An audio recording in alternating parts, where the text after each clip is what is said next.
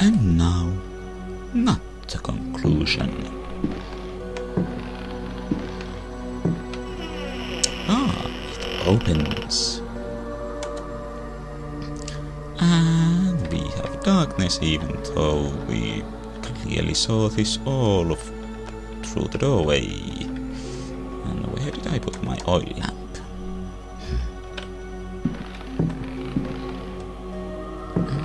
Is there anything in...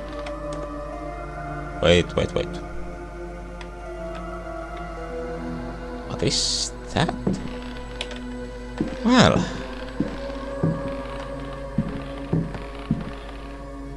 I suppose we found that phantasmal thing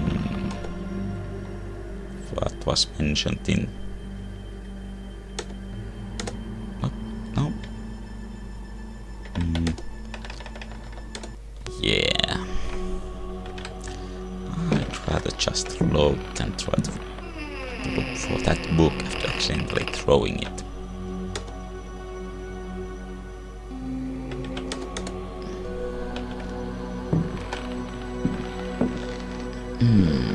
Now, if I can find where the book goes, that would be dandy. And you cannot kill that thing, at least not by...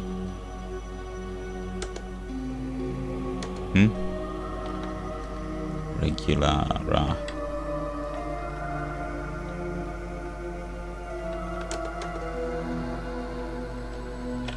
regular fighting. And I just got to thinking...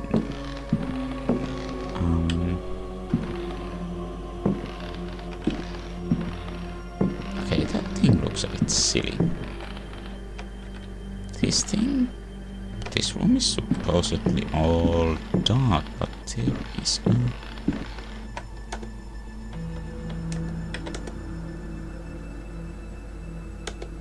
There is a lamp on the desk. So... Well, let's just hang out here for a bit. Lower it over here.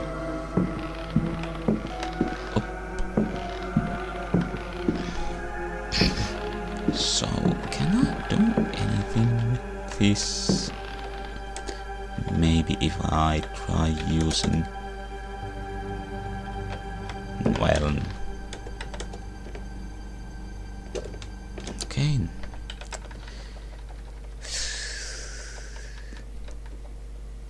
Okay. If you say so, well, let's see if... Well, at least...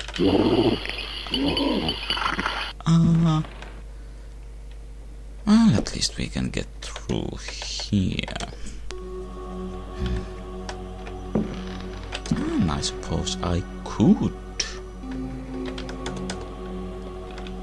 bring out the lamp here already.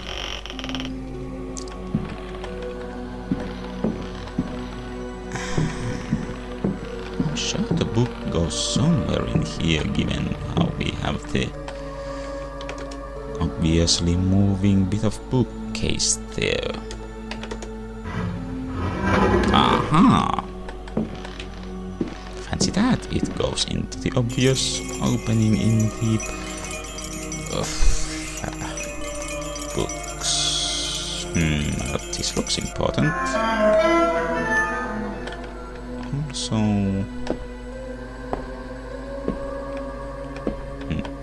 Oh, and I think this room is lit separately, right? Now there are actually a number of daggers here. Ah. And a load of books. Now we need the correct dagger, and that was described in... was it Hardwood's journal? Anyway, it's the wavy serpent dagger. And... that is... So it looks like a regular knife here? So if I go out here, is it still dark? Now this doesn't make a whole lot of sense.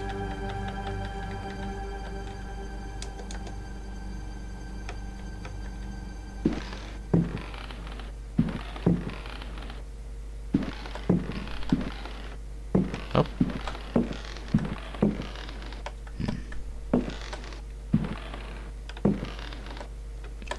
Oh well. I guess you missed the fancy dissolve of that thing. Well, and you got to see the aftermath. So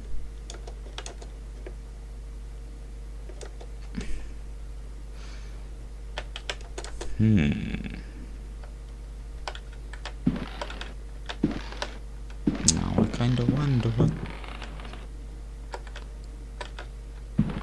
if you even not really need it to get rid of that thing, since really all you need is, I believe, about here. And also that pentagram in the floor is the protective thing mentioned also in Hartwood's journal.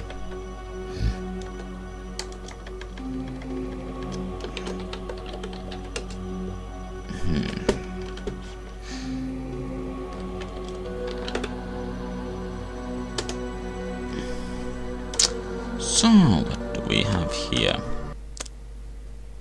The Ludwig Green. De vermis mysteriis. Let's see, that's Latin. I checked that something like of the mysteries of the worms, or of the of the mysteries of the worms. Sound flows better. Nomine invocatoris si non sanctificatus es cave. De vermis mysteriis non absolvo folem legendum fatum et eum versus.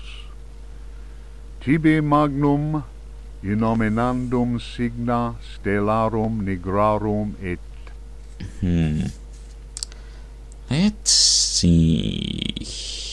My Latin is a bit shaky, but that's something like who invokes into name without being sanctified, or sort of in a sanctuary, beware.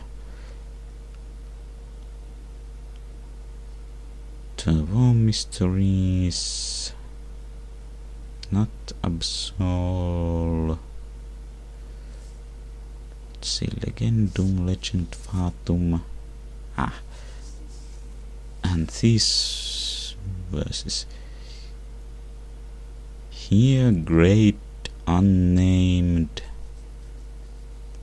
signs.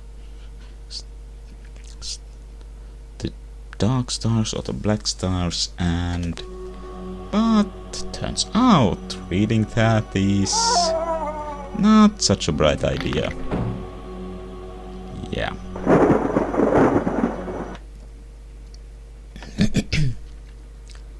However, if we stand within the protective circle and then read it, yeah.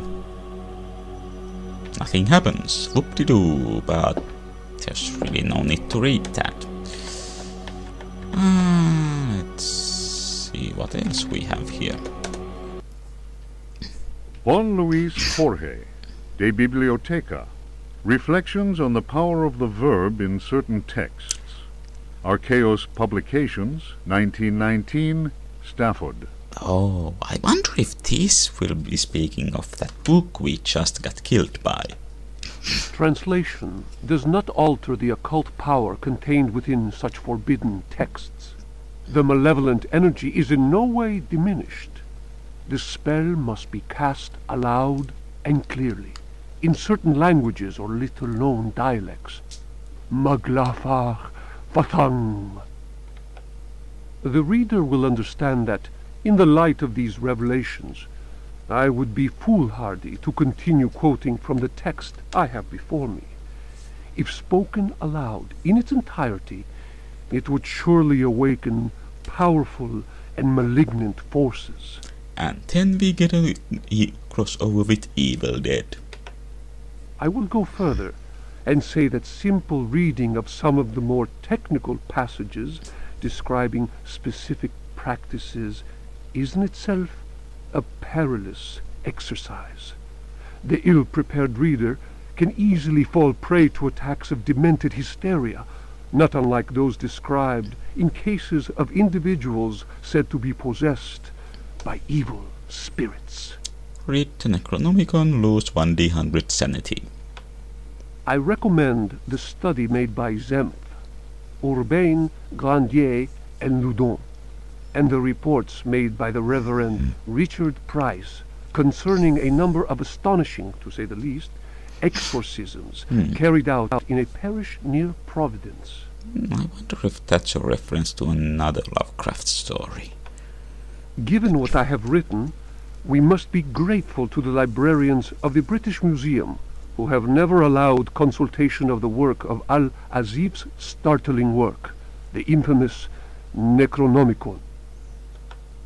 Copies of that work do exist, in spite of the zeal of book-burning inquisitors. For proof, we need look no further than the British Museum, of course, and the sealed archives of the Miskatonic University in Arkham. Miskatonic University and Arkham. Other famous locales from Lovecraft's works. Other examples of books whose evil can be unleashed by any thoughtless reader are von Jutz's von Unersprechlichen Kulten and the abominable De Vermis Mysteries by Ludwig Prien, whose sordid death should be a lesson to all those tempted by a study of the occult. Well, there's the Vermis Mysteries, and I once read about, well, the translation of the name von Unersprechlichen Kulten. That I'm not sure if it applies to these, but it was that it's supposed to be unspeakable cults, but the German translation means more unpronounceable cults.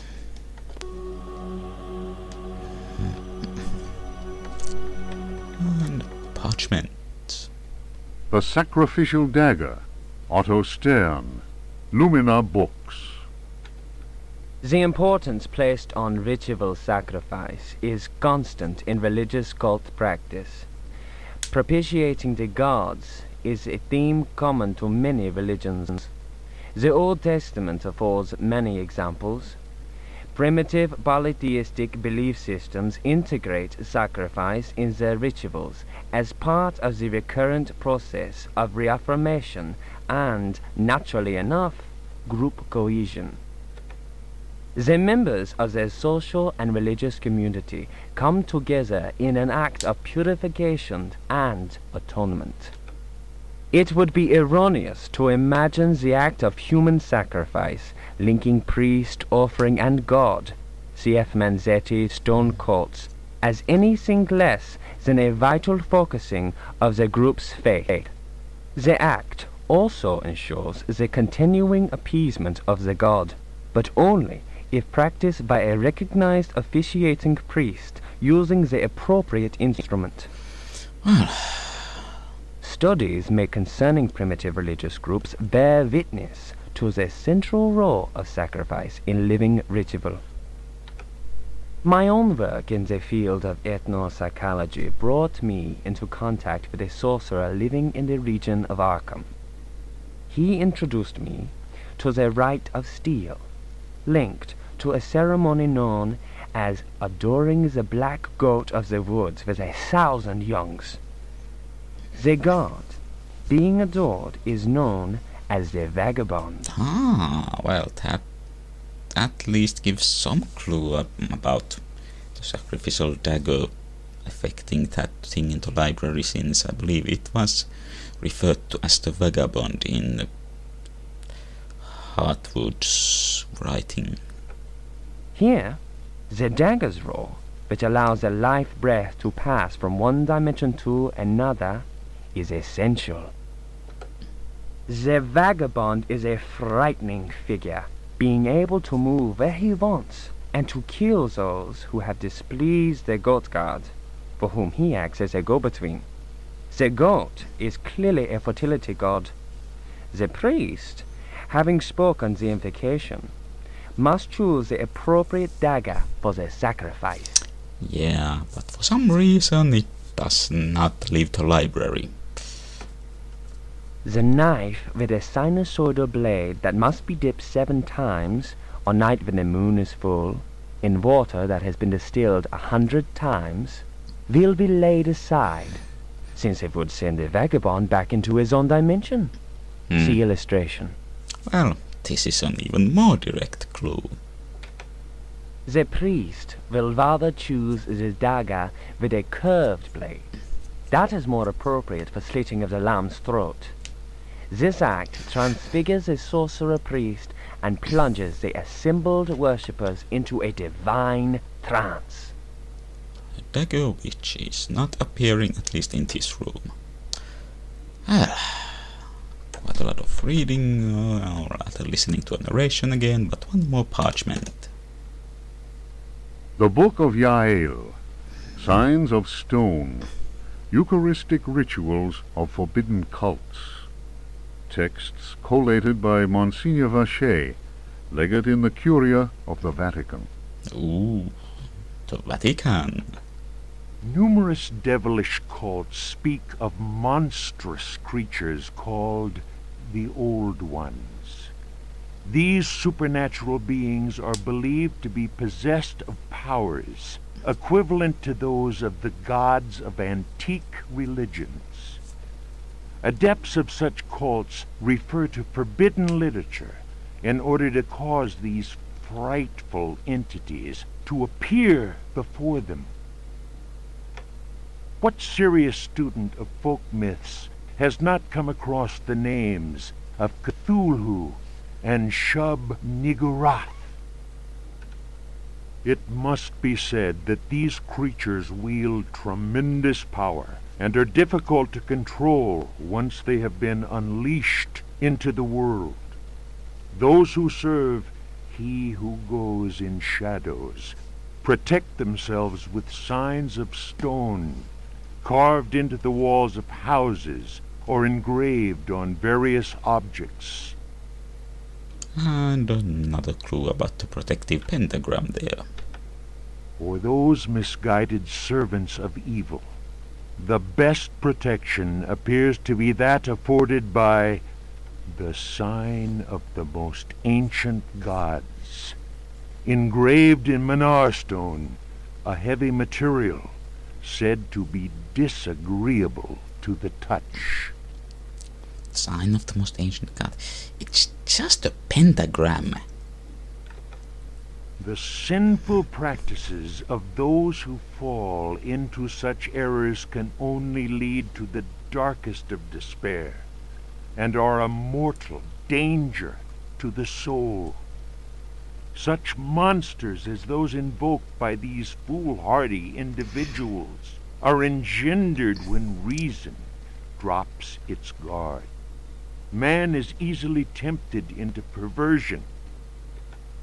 It is why we must forever remain alert and renounce Satan with each breath we take.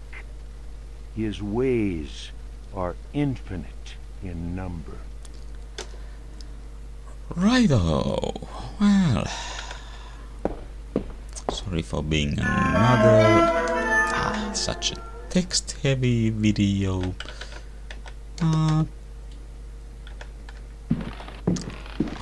shall go back to the staircase here and drop off some of the stuff I don't need, well, between videos, and we'll continue exploring the ground floor, I believe.